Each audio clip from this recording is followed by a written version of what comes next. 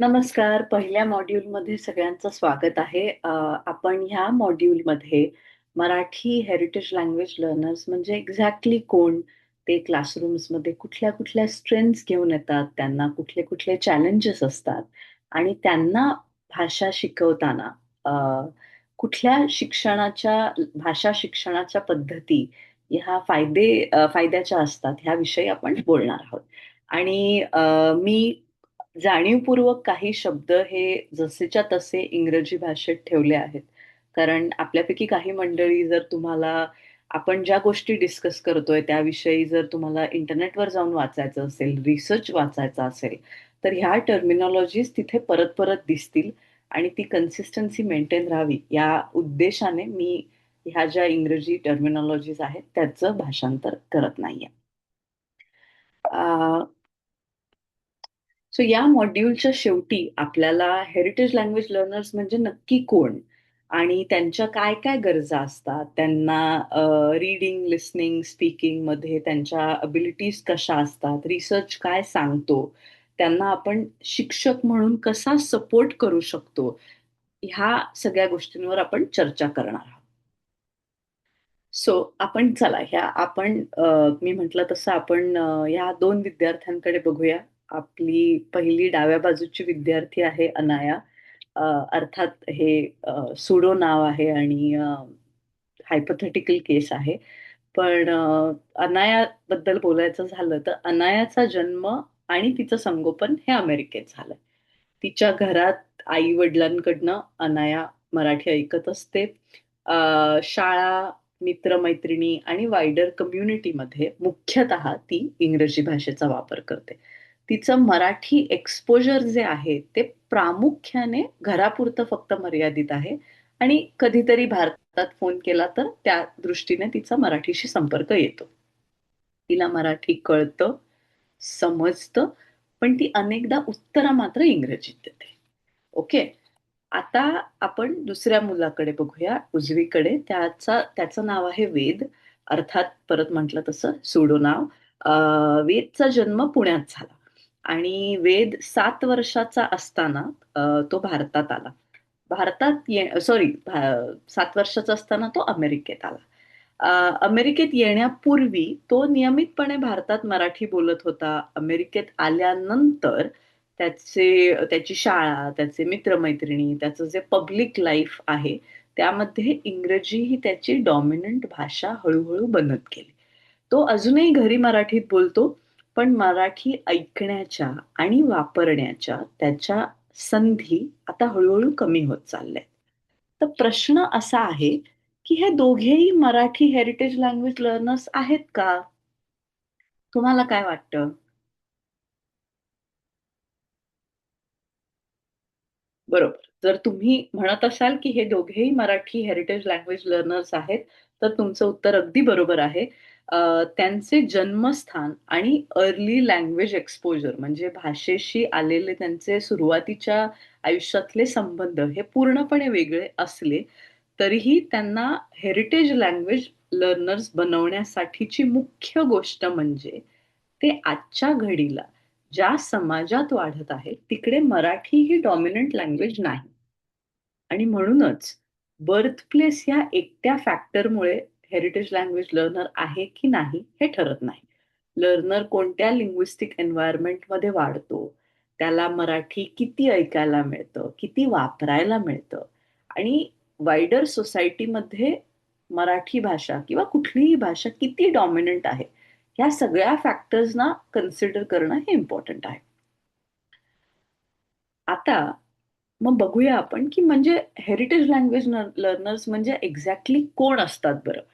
तर heritage language learner म्हणजे असा विद्यार्थी ज्याचा मराठीशी फॅमिली म्हणजे कुटुंबातून, कल्चरल म्हणजे कुठल्याही सांस्कृतिक क्रियांमधनं किंवा कम्युनिटी किंवा अँसेस्टरियल कनेक्शन मधून संपर्क येतो आणि जो मराठी शिकत आहे किंवा ती विकसित करण्यासाठी प्रयत्नशील आहे. तो शाळेत येत असेलच असं नाही. एखादा विद्यार्थी मराठी शाळेत न येता घरीच आई-वडिलांबरोबर मराठी शिकण्यासाठी प्रयत्न करत असेल, तर तोही हेरिटेज लँग्वेज लर्नर असंच त्याला रिसर्चमध्ये संबोधलं जातं. अजून एक मुद्दा आहे, की हेरिटेज लँग्वेज लर्नर होण्यासाठी त्या विद्यार्थ्याला मराठी फ्लुएंटली बोलता आलं पाहिजे, वाचता आलं पाहिजे किंवा लिहिता आलं पाहिजे, हे गरजेचं नाही. त्याला ह्यातली कुठलीही क्रिया अगदी छानपैकी येत नसेल, तरीही त्याला हेरिटेज लँग्वेज लर्नर्सच म्हटलं जातं. आता आपण मराठी भाषेच्या हेरिटेज लँग्वेज लर्नर्स मधली डायव्हर्सिटी बघूया. आणि तुम्ही तर सगळे शिक्षक आहात, सो तुम्ही ही डायव्हर्सिटी प्रत्यक्ष फर्स्ट हँड अनुभवलीही असेल. सो काही विद्यार्थी असतात ज्यांना मराठी कळतं, समजतं, पण ते उत्तरं इंग्रजीमध्ये देतात.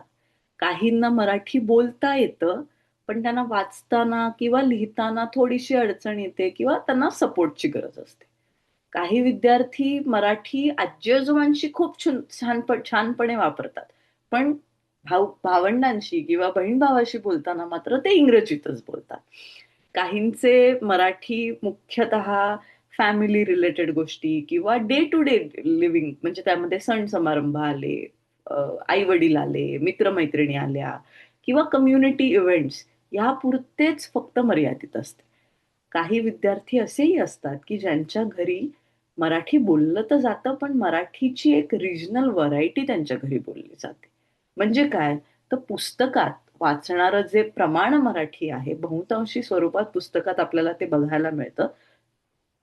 ती एक्झॅक्ट व्हरायटी त्यांच्या घरी बोलली जात नाही. त्यांच्या घरात कुठली तरी वेगळी व्हरायटी पण मराठीचीच बोलली जाते. त्यामुळे आणि ह्या पूर्ण डायव्हर्सिटीमुळे आपली जी मराठी विद्यार्थ्यांची कम्युनिटी आहे, ती अत्यंत रिच कम्युनिटी आहे. आणि ह्या डायव्हर्सिटीमुळे मुलांना मराठी येतं किंवा येत नाही, या 2 ग्रुपमध्ये विभागता येणं खरं तर शक्य नाहीये.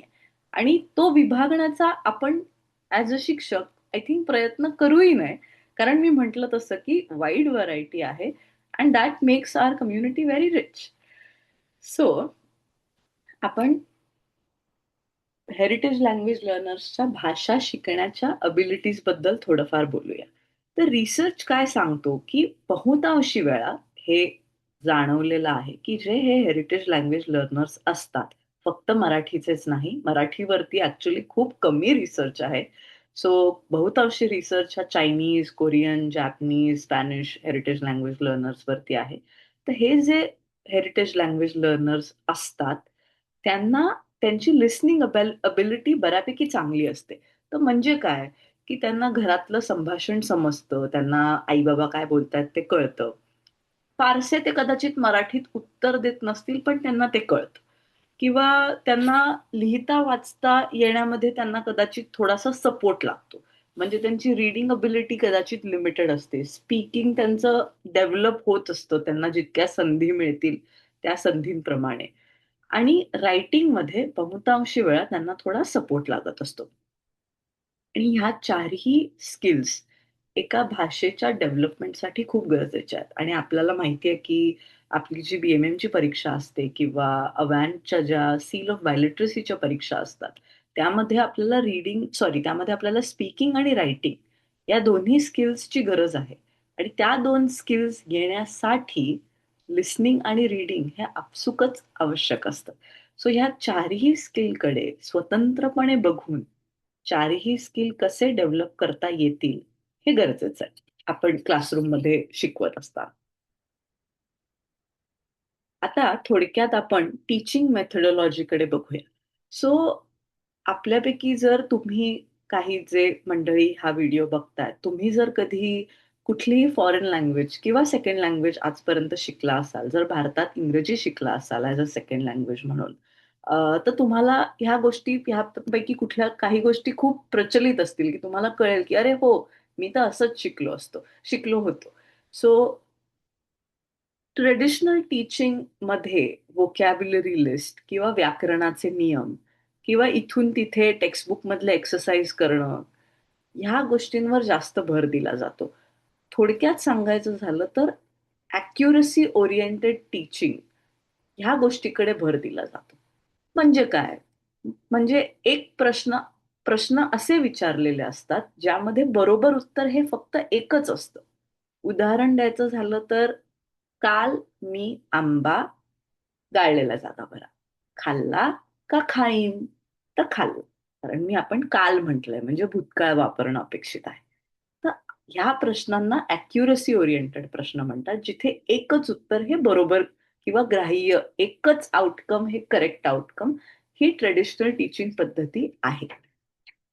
आता फक्त या प्रकारच्या प्रॅक्टिसमुळे कधी कधी हे रिसर्चमध्ये जाणवतं की मुलांना रिअल लाईफमध्ये मराठी किंवा ती भाषा जिथे शिकतायत ती वापरतात कशी, हे खरं कधी कधी कळत नाही.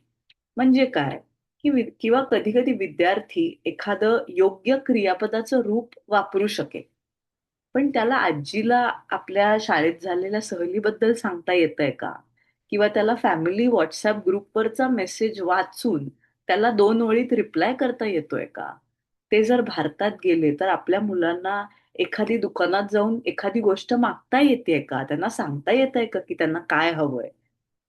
ह्या सगळ्या गोष्टी ह्या हेरिटेज लँग्वेज लर्नर्ससाठी खूप गरजेच्या असतात. कारण भाषा ही त्यांच्यासाठी फक्त व्याकरणाचे नियम आणि सिलेबस मधला कॉन्टेंट ह्यापुरती मर्यादित नसते. त्यांना ती भाषा डे टू डे लाईफमध्ये वापरायची असते. त्यांच्यासाठी त्या संधी आपण वर्गात निर्माण करणं आणि त्यांना ते एक्सपोजर वर्गात देणं, हे शिक्षक म्हणून आपलं काम असतं. आणि त्या संधी जितक्या त्यांच्या रिअल लाईफ बद्दल और डे टू डे म्हणजे दैनंदिन आयुष्याबद्दल निगडित असतील किंवा जोडलेल्या असतील, तितकं छान.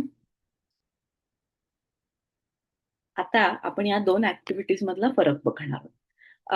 पहिलं जे उदाहरण आहे म्हणजे ऍक्टिव्हिटी ए, त्या उदाहरणात विद्यार्थ्यांना काही प्रश्न दिलेले आहेत. मुलगा, मुलगी, वाघ, वाघीण, राजा, राणी, आणि मुलांना त्या प्रश्नांचं, त्या शब्दांचं जेंडर ओळखायचं आहे. सो तुम्ही सगळे शिक्षक आहात, तुम्हाला माहिती असेल की लिंग ओळखणे हा आपल्या सिलेबस मधला एक फॅक्टर आहे, म्हणजे एक कॉन्टेंटमध्ये आहे. माझ्या मते लेव्हल 3 ला हा मुद्दा आहे. अम, या एक्सरसाइजमध्ये विद्यार्थ्यांचे लक्ष हे मुख्यतः लँग्वेज फॉर्म वरती आहे. सो योग्य उत्तर देणं हे अंतिम आउटकम आहे. तुम्ही मुलगा म्हणजे पुल्लिंगी, मुलगी म्हणजे स्त्रीलिंगी, हे उत्तर मुलांकडनं अपेक्षित आहे. अशा प्रकारच्या ज्या ऍक्टिव्हिटीज असतात त्या ग्रामर, तुम्हाला एखादा व्याकरणाचा एखादा नियम किंवा एखादा टॉपिक असेल तो रिवाइज करण्यासाठी किंवा मुलांना किती कळलंय बरं हे अंडरस्टँडिंग चेक करण्यासाठी या ऍक्टिव्हिटी खूप उपयोगी असतात. आता आपण दुसरं उदाहरण बघूया, म्हणजे ऍक्टिव्हिटी बी बघूया. ऍक्टिव्हिटी बी मध्ये विद्यार्थ्यांच्या ग्रुपला घरच्या गणपतीची तयारी करायची आहे. त्यांनी गणपतीसाठी लागणाऱ्या 10 वस्तू निवडायच्या आहेत. उदाहरणार्थ मूर्ती, फुलं, दुर्वा किंवा काही सजावटीच्या गोष्टी असतील. पण फक्त त्या वस्तूंची नावं लिहिणं अपेक्षित नाहीये. तर प्रत्येक वस्तू त्यांना का हवीये, ती का आवश्यक आहे, हेही त्यांनी ग्रुपमध्ये डिस्कस करून ठरवायचं आहे. आणि अर्थात तुमच्या मुलांच्या लेव्हलनुसार, म्हणजे तुम्ही लेव्हल 2 ला शिकवताय, 3 ला शिकवताय, 4 ला शिकवताय, त्यांच्या लेव्हल प्रोफिशियन्सीनुसार त्यांनी त्या वस्तूंना प्रायोरिटी द्यायला तुम्ही एक एलिमेंट त्याच्यात ऍड करू शकता, की कुठली गोष्ट जास्त महत्वाची आहे किंवा सर्वात महत्वाच्या गोष्टी कुठल्या आहेत, किंवा ह्या गोष्टी जर उपलब्ध नसतील तर त्यांना पर्यायी गोष्टी कुठल्या आहेत.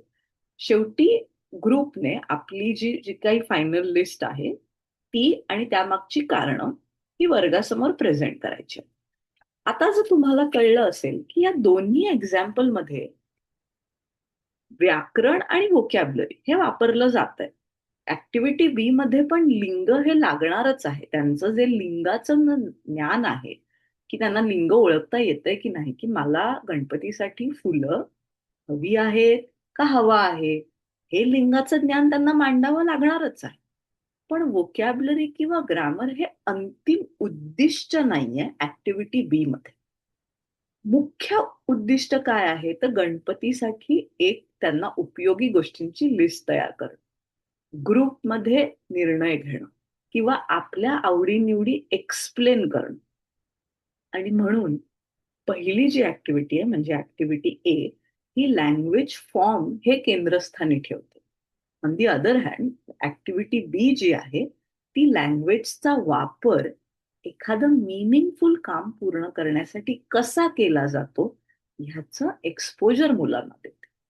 दोन्ही प्रकारच्या ऍक्टिव्हिटीज या क्लासरूम मध्ये उपयोगी असतात.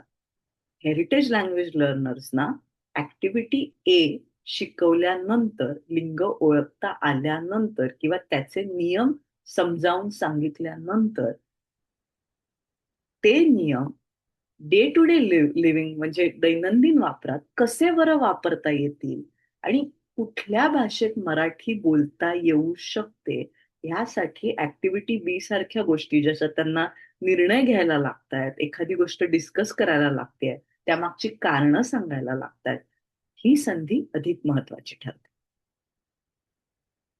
आता मराठी हेरिटेज लँग्वेज लर्नर्ससाठी टीचिंग हे त्यांच्या एक्झिस्टिंग नॉलेजवर बिल्ड करणारं जर असेल तर ते त्यांच्यासाठी जास्त उपयुक्त ठरतं.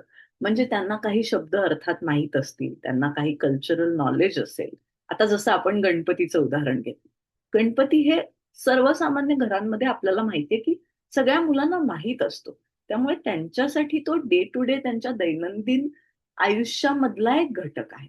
मग त्यासाठी तुम्ही त्यांच्या डे टू डे लाईफ मधलं फॅमिली कन्व्हर्सेशन हा एक कुठला तरी टॉपिकवर टास्क बनवू शकता. तुम्ही सण किंवा सण समारंभांवर काहीतरी टास्क क्रिएट करू शकता. ट्रॅव्हलिंग वर करू शकता, कारण आपली मुलं फिरायला जातात, त्यांना स्पोर्ट्स आवडतं, सो तुम्ही एखाद्या स्पोर्ट्स रिलेटेड गोष्टीवरती टास्क डेव्हलप करू शकता.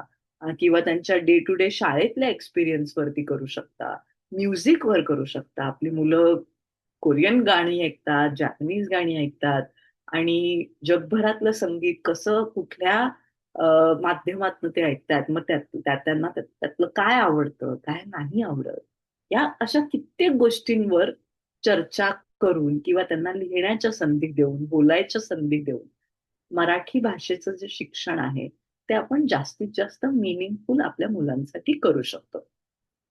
आणि विद्यार्थ्यांना फक्त मराठीत बोला, मराठीत बोला, मराठीत बोला असं सांगणं कधीच पुरेसं होत नाही. त्यांना मराठीत बोलण्यासाठी त्यांच्या त्या संधी वर्गात तयार करणं हे आपण ऍज अ शिक्षक म्हणून जर करू शकलो तर त्यांना आवश्यक असणारी व्होकॅब्लरी, आवश्यक तो व्याकरणाचा गायडन्स आणि अर्थात सिलेबस मधलं जो काही त्यांचा कॉन्टेंट असेल त्या सगळ्याची आपण जोड घेऊन त्यांना मराठी बोलण्यासाठी आणि शिकण्यासाठी मदत करू शकतो. आता आपण या शेवटच्या स्लाइडवरती आहोत. ही स्लाइड म्हणजे एक टीचर रिफ्लेक्शन आहे. सो तुमच्या क्लासमधल्या कुठल्या तरी विद्यार्थ्यांचा विचार करा. ते मराठीत काय काय करू शकतात आणि त्यांना कुठली गोष्ट करण्यासाठी अधिक अपॉर्च्युनिटीज किंवा संधी हव्या आहेत याचा विचार करा. त्यांच्या लाईफशी कनेक्टेड असा कुठला टॉपिक आहे जो तुम्ही तो टॉपिक वापरून त्यांना मराठी शिकवू शकता याचा विचार करा. आणि तुम्ही इथे व्हिडिओ पॉज करू शकता, थोडासा विचार करू शकता आणि विथ दिस रिफ्लेक्शन आपण हे आपलं पहिलं मॉड्यूल थांबवूया. सो मी इतकंच सांगते की या मॉड्यूलमधून आपण काय शिकलो, आपण काय बघितलं, तर हेरिटेज लँग्वेज लर्नर्स हे वेगवेगळ्या स्ट्रेंथ्स आणि एक्सपिरियन्सेस किंवा नीड्स घेऊन आपल्या क्लासरूम्समध्ये येतात. त्यामुळे त्यांची टीचिंग मेथडॉलॉजी त्यांच्यासाठी सुद्धा फक्त टेक्स्टबुक ओरिएंटेड किंवा टेक्स्टबुक कम्प्लिशन करणं ह्यावर मर्यादित न राहता वास्तविक लँग्वेजशी कशी जोडता येईल ह्याचा जास्तीत जास्त प्रयत्न करणं आपल्यासाठी गरजेचं आहे. पुढच्या मॉड्यूलमध्ये आपण हा जो मिनिंगफुल लँग्वेज लर्निंगचा एफर्ट आहे तो कसा करायचा, त्यासाठी टास्क बेस्ड लँग्वेज टीचिंग कसं मदतीचं ठरतं याविषयी बोलणार. सो आता तुम्ही हा व्हिडिओ संपल्यावरती डिस्कशन पोस्ट कम्प्लीट करू शकता आणि त्यानंतर आपण मॉड्यूल 2 मध्ये भेटूया. थँक्यू.